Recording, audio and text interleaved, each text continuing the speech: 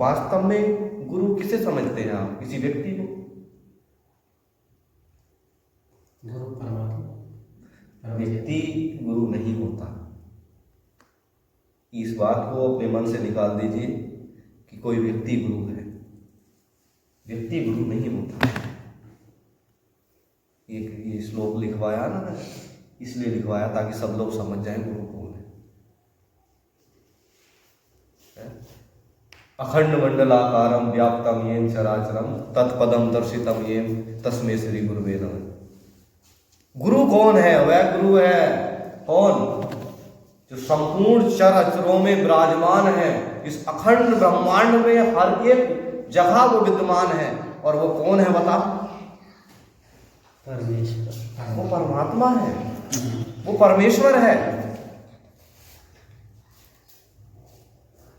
लेकिन ये हमारा मार्ग तय करता है कि हम गुरु भक्ति में हैं, तो वहां पे हम गुरु के नाम को स्मरण करते हैं, हमारी नैया पार हो जाती है। और यदि हम किसी और मार्ग में है तो हम कहते हैं कि हमारा इष्ट देव ये है, हम उनके नाम को स्मरण करते हैं। लेकिन हर रूप में बात यह है कि हम एक ही परमात्मा को केंद्रित कर रहे हैं। और जब हम एक ही परमात्मा को केंद्रित करते हैं तो वास्तव में वही भिन्न भिन्न रूपों में है। इस संसार में वही भिन्न भिन्न रूपों में है।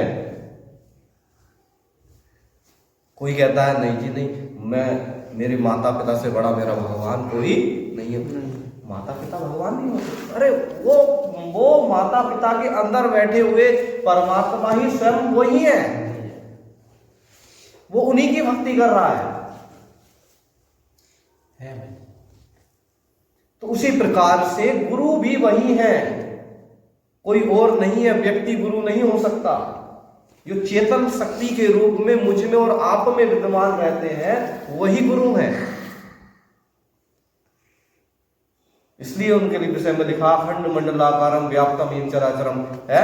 बताइए, मैं आपके सामने बैठा हूं तो मुझे गुरु जी कह रहे मैं कण कण में विद्वान हूं है?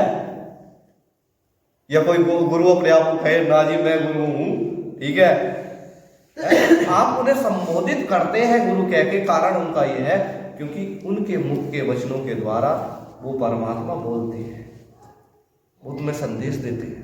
लेकिन वास्तव में वो व्यक्ति गुरु नहीं है, वही गुरु है। दत्तात्रेय के 24 गुरु हैं। इन्होंने एक वीडियो डाली थी उपनिषद गंगा पे, दत्तात्रेय के 24 गुरु। उन्होंने मधुमक्खी को गुरु बना दिया, कभी किसी को गुरु बना के बैठे हैं। इतने सारे गुरु होते हैं। वो क्या समझाना चाह रहे हैं? वो समझाना चाह रहे हैं आप किन किन रूपों में शिक्षा ले रहे हैं। ये गुरु इतने सारे हैं, लेकिन वास्तव में इनमें जो विद्वान है वो गुरु है, एक ही विद्वान है इन सब में। मैंने मधुमक्खी से शिक्षा ली है, मैंने तितली से शिक्षा ली, मैंने किसी और से शिक्षा ली, तो इसका मतलब ये नहीं कि ये सारे मेरे गुरु हो गए। मैं इन्हें संबोधित करूंगा क्योंकि इनके जरिए जो है वो जो एक गुरु है वो इनके जरिए जो है बोले। मुझसे क्या करा इन्होंने? बोले, मुझे कुछ शिक्षा दे के गए, मुझे कुछ शिक्षा दे के गए। वो किसी व्यक्ति के जरिए जो है बोलते हैं, इसलिए सभी लोग उन्हें गुरु कहते हैं। लेकिन असलियत में गुरु वही है जो सब रूपों में विद्यमान रहते हैं, हर रूप में विद्यमान रहते हैं। उनके सिवा कोई दूसरा गुरु नहीं है। यहां तक कि ईसाई धर्म में भी है, उन्होंने ईसा मसीह ने साफ कहा है कि तुम्हारा एक ही गुरु है अर्थात मसीह,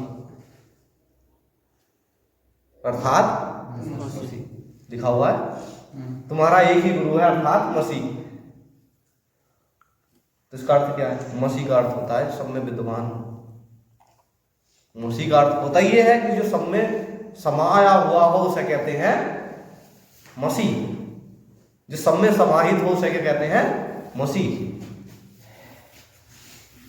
जिसका सब में अभिषेक हो, उपस्थिति हो, उसे कहते हैं मसीह। बात सही है उनकी है। और वो कौन है समाहित? परमात्मा। सब में समाहित है, कौन है वो? परमात्मा है, प्रभु है, वो ईश्वर है जो मुझ में सब में समाहित है। लेकिन यदि वो मेरे द्वारा बोल रहा है तो तुम मुझे गुरु कहकर संबोधित कर रहे हो, यदि वो इनके द्वारा बोलेगा तो इन्हें गुरु कहकर संबोधित करेंगे, लेकिन वास्तव में गुरु वही है, गुरु वही है। वो अलग अलग रूपों में जो है विद्वान होकर अलग अलग तरीके से व्यक्ति को शिक्षा दे देता है, अलग अलग रूपों में विद्वान होकर अलग अलग तरीकों से व्यक्ति को वो शिक्षा दे देता है, लेकिन गुरु वास्तव वही है। यहाँ पे कुछ लाइनें हैं, मैं यदि निकालूं तो एक चैप्टर है गुरु वाला, तो उन कुछ लाइनों को हम पढ़ना चाहेंगे। यहाँ पढ़ना एक से ही चैप्टर अध्याय 4 है और इसका खंड 8 है। दर्शिता, दर्शिता माने प्रदर्शित कर रहा है कौन सी चीज़ क्या है, तो ये खंड पूरा जो है दर्शाता है कि गुरु कौन है। ठीक है, तो ये यहाँ पर अध्याय 4 में कुछ लिखा हुआ है, पढ़ो अच्छा। जो अंधकार को हटाकर प्रकाश फैलाता है, मैं भी रिपीट करूंगा, जो अंधकार को हटाकर प्रकाश फैलाता है, जो अज्ञान को हटाकर ज्ञान का सूर्य उदय करता है, जो अज्ञान को हटाकर ज्ञान का सूर्य उदय करता है, जो गूढ़ रहस्यों से पर्दा हटाता है, जो गूढ़ रहस्यों से पर्दा हटाता है, जो बुझे हुए दियों को प्रकाश देता है, जो बुझे हुए दियों को प्रकाश देता है, जो सत्य से परिचित कराता है, जो सत्य से परिचित कराता है, जो बेहोशी में भी होश भर देता है, जो बेहोशी में भी होश भर देता है, जिसके होने से ही बुराई के पैर उखड़ने लगते जिसके हैं, होने से बुराई के पैर उखड़ने लगते हैं, जो स्वयं सत्य का ही रूप है, जो स्वयं सत्य का ही रूप है, वही गुरु है। वही गुरु है। गुरु वह जलता हुआ दीपक है, गुरु वह जलता हुआ दीपक है, जिसके संपर्क में जो भी बुझा हुआ दीपक आता है। बस यहीं तक रहने दो। अब देखो यह लिखा है कि क्या लिखा गया है, कौन है गुरु। क्या जो बातें हमने अभी बोली हैं कोई ऐसा कोई व्यक्ति कर सकता है क्या?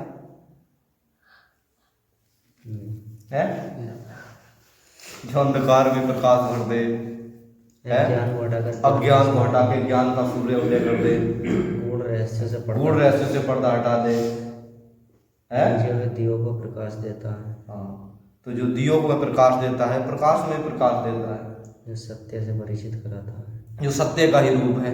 ये सारे गुण उस परमात्मा के हैं। लेकिन जो जिन्हें ज्ञान नहीं है, जब कोई पुस्तक को पढ़ेगा, तुमने ये पुस्तक पढ़ी थी, ये चैप्टर भी पढ़ा होगा, इसके अर्थ को क्या समझ रहे थे? इसका अर्थ वास्तव में ये है कि ये जो बातें लिखी गई हैं उस परमात्मा की ओर ही इशारा कर रही हैं। ये किसी व्यक्ति के लिए नहीं है, ये उस प्रभु के लिए है, उस परमात्मा के लिए है, उस एकमात्र ईश्वर के लिए है, जो सबका गुरु है। और कोई पढ़ के किसी व्यक्ति विशेष के लिए इनको लेने लगे तो ऐसा नहीं होता है, क्योंकि व्यक्ति गुरु नहीं होता। उस व्यक्ति के अंदर बैठे चैतन्य रूप में वो परमात्मा, ठीक है, वो गुरु होते हैं। शुद्ध चैतन्य रूप जो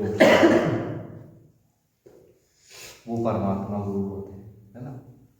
ठीक है, तो समर्पण इसलिए जरूरी है क्योंकि अगर हम गुरु के बताए हुए मार्गों पे चलते हैं तो परमात्मा उनसे खुश होकर हमारे रास्तों को सफल करता है।